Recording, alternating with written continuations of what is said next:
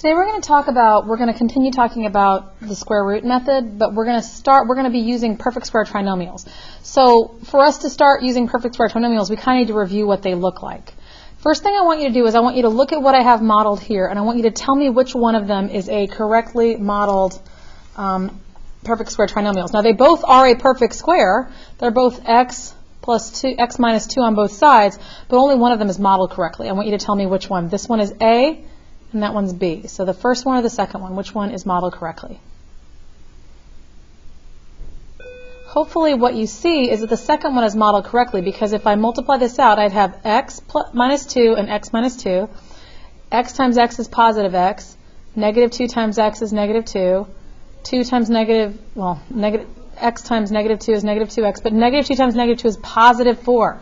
So remember, if it's a perfect square trinomial, our squared variable, so our quadratic term, and our constant term have to be positive for it to be a perfect square trinomial.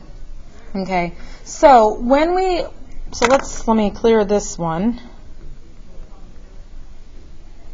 We called this one a perfect square trinomial. Okay, and the reason why we didn't model this, which we should have, the reason why we call this a perfect square trinomial is because it makes a square. When you put all the tiles down, it's not going to make a rectangle. It is going to make a square. I have I have x plus 2 all the way around. X plus 2, x plus 2, x plus 2, x plus 2. All the side lengths, minus 2. All the side lengths are x minus 2.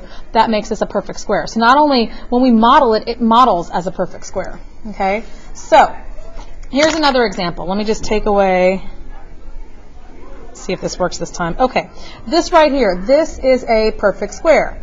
It has x minus 1 on both sides, and that makes it a perfect square trinomial because it has perfect squares on both sides. Okay, so I want you to take a minute, and I want you to try to model this. X squared plus 6x plus 9. If you don't have the link, scroll back to the beginning of the video. I made a note that you have to go out to get the link for the algebra tiles, and I made a tiny URL, a bit.ly, for you to go out and get that link. Okay, so I want you to tile this in your algebra tiles. All right, so when I actually look at all the tiles that I have, I put out 1x squared and 1, 2, 3, 4, 5, 6 x's and 1, 2, 3, 4, 5, 6, 7, 8, 9 ones. Okay, so that's all the tiles that you should have down. If you didn't get those down and arrange them so that they make a square. Okay, so when I actually arranged my tiles out, this is what I got. And this makes a perfect square because, as I can see here, I have, it's not with a pen, I have x plus 3, x plus 3, x plus 3, x plus 3. All of my side lengths are x plus 3. So this is a perfect square trinomial. Okay, so for this one, it is a perfect square trinomial. Let's try another one, and let's see if the next one is a perfect square trinomial. The next one I want you to try is x squared plus 2x minus 1. Some of you may be able to tell just by looking at this that it's not a perfect square trinomial. If you're not sure, see if you can make the tiles work. Okay, so I was able to make the tiles into a square, but it's not right because, it makes a square, x plus 1, x minus 1, x minus 1, x plus 1. You see the side lengths aren't all the same. And also, 1 times 1 does not make negative 1. So this is not a perfect square trinomial because some of you may have seen that the A term was positive, but the C term's not. So the quadratic term is positive, but the linear term wasn't. Let's try another one. X squared plus 4x plus 5. Go ahead and tile that one. Okay, when I look at this one, I have this extra tile hanging out. I've got x squared plus 4x plus 5. So if it was x squared plus 4x plus 4, it would be a perfect square trinomial. But this extra one means it's not because there's no way I can make a square out of the tiles I've got. Okay, let's try one more. X squared minus 2x plus 1.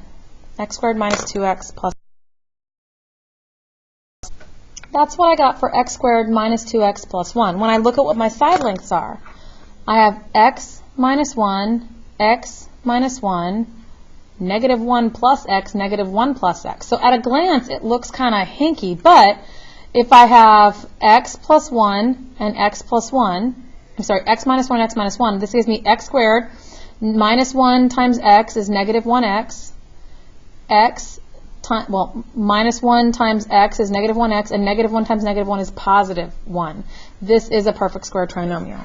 Okay, so when we write these, we don't just want to write them as perfect square. We don't want to write them as perfect square trinomials. We want to be able to, in order for us to use the square root method, we need to be able to write them as perfect squares. Okay, so when I look at this last one that we just did, x squared minus 2x plus 1, and this was not 1, and that was not 1, I have x minus 1 squared. That's how I write that one. Okay, what about this one? This one was x plus 3 squared. Okay, we're going to practice this some more tomorrow, but this is, in order for you to be able to use the square root method on perfect square trinomials, you have to be able to know, to be able to go between perfect square trinomial forms. Okay? All right, so let's just try this one, just for the heck of it. I want you to try.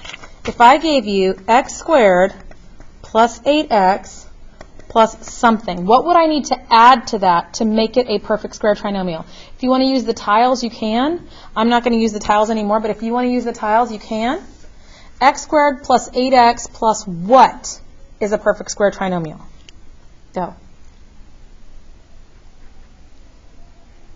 Okay, so what you do to find, okay, so I told you this before, and I'm not sure if they talk about it here.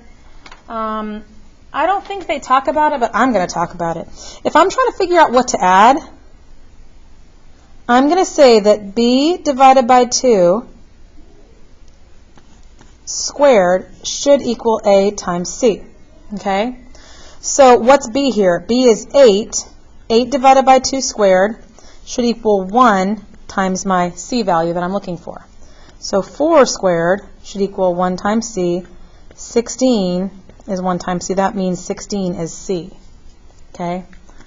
Plus 16. Now, that's a lot of work. The reason why that matters, it doesn't matter for this one. This one you're like, why don't you just divide by 2 and square it? Because sometimes my coefficient is not 1. Sometimes I have a coefficient of 2 or 3 or something else.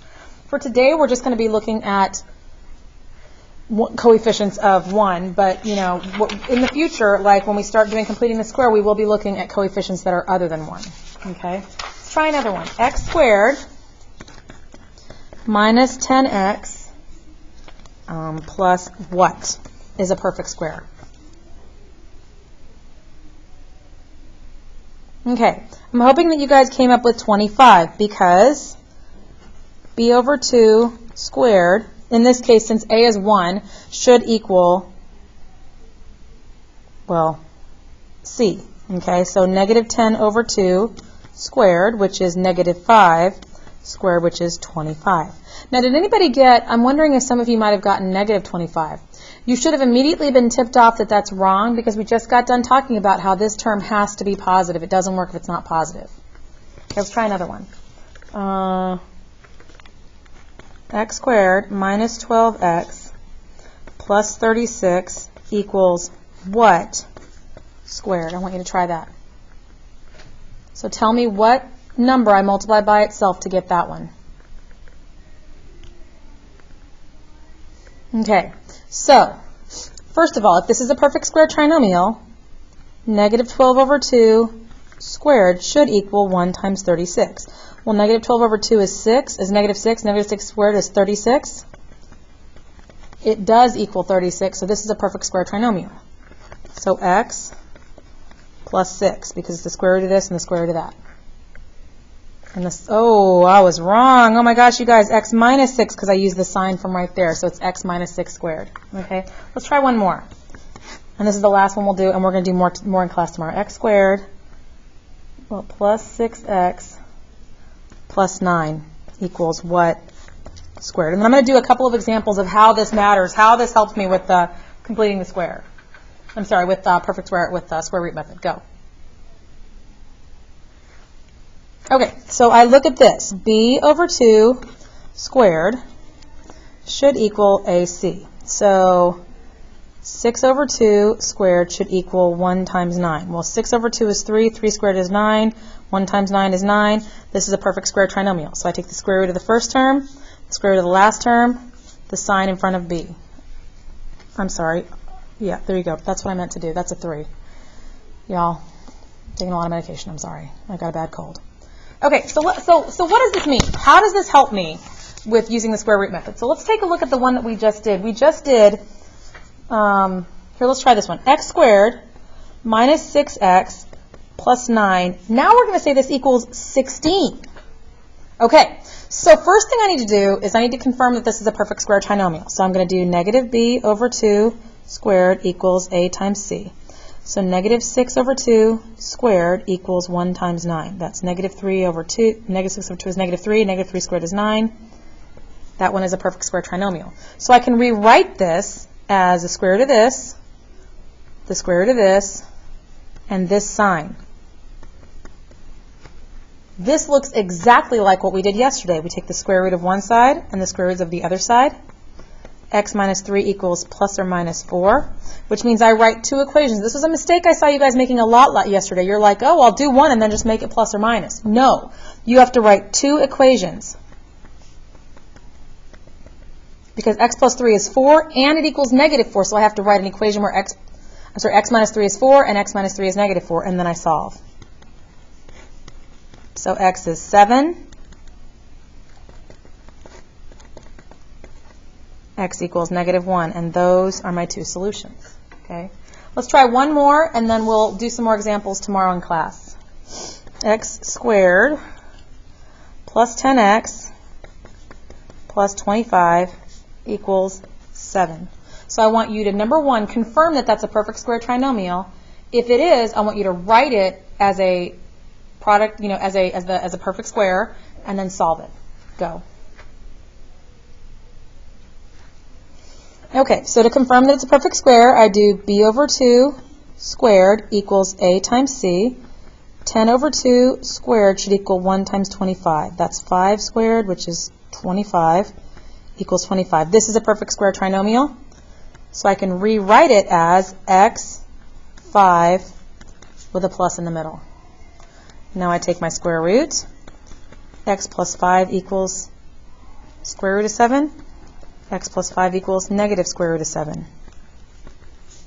And then I subtract 5 and I get x equals square root of 7 minus 5. X equals negative square root of 7 minus 5. I'm sorry, yeah, negative square root of 7 minus 5. Now notice my square root symbol stops. It's not all the way across. It's not square root of 7 minus 5, which would be square root of 2. It's the square root of 7 minus 5. Okay? And if you turn that into decimals, I didn't do that, but if you used your button properly, you should be okay to do that. And we can go over a couple like that tomorrow. So again, tomorrow in class, we're going to practice this. And if you have any questions, make sure you write them down and bring them with you.